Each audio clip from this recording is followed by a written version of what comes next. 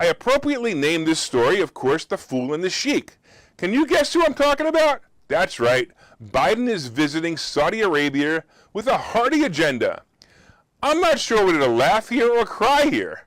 I'm going to get into the purpose of the trip, but can you imagine this dementia patient trying to negotiate anything with anyone, especially a sheik? I mean, really, this guy needs to get back on his tricycle and go negotiate with his mommy figure, Jill, to have her buy him some ice cream. Or maybe even a breakfast taco. Now, let's get to his agenda. It's all about gas prices. So instead of opening the pipeline here in the United States or allowing the land leases to be reasonable, this idiot is actually going to beg for more oil from the people who realize that the oil on their land gives them all the power because the dumbass president here who will drill for it on our own land is the problem. But don't be fooled, brain-dead Biden actually has another agenda as well. He actually stated that he's going to try there to negotiate protection for Israel. Really? Can you imagine that conversation? I tried to make a joke conversation here, but anything I imply isn't even close to how bad that conversation would go. End of quote. Repeat the line. Even the one criminal, even the one of the criminal general that leads our country, so one of the criminal generals that lead our country, Adam Schiff,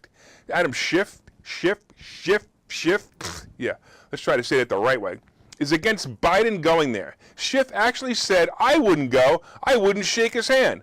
Wow, Schiff is one of the leaders of the cabal that's destroying this nation, and even he disagrees with this meeting.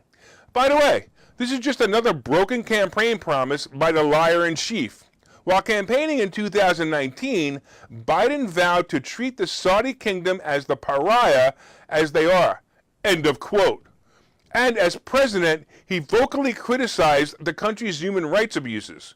So now he's going there to beg them for oil when he doesn't have to, and he's making a fool of himself and putting this country at an even weaker position.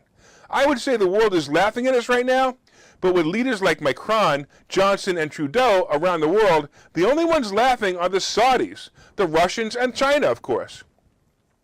If you compare the strength of what the United States used to be to now, it's like watching a great man who used to have great power that is now living in a nursing home wondering what day it is. This country is doomed. By the way, if Biden pooped his pants when he met the Pope, can you imagine what happens when he meets the Sheik?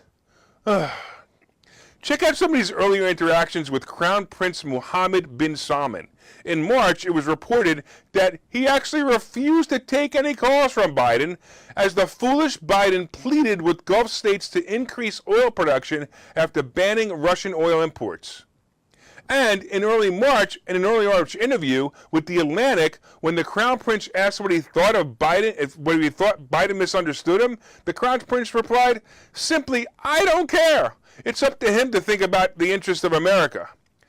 Biden should take the Crown Prince's advice and think about the interests of America instead of his own agenda.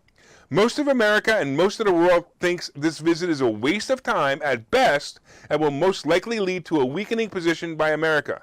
I wouldn't be surprised if Biden flies all the way over there, by the way, burning millions of gallons of gasoline, of fuel, and is met with a door slamming in his face.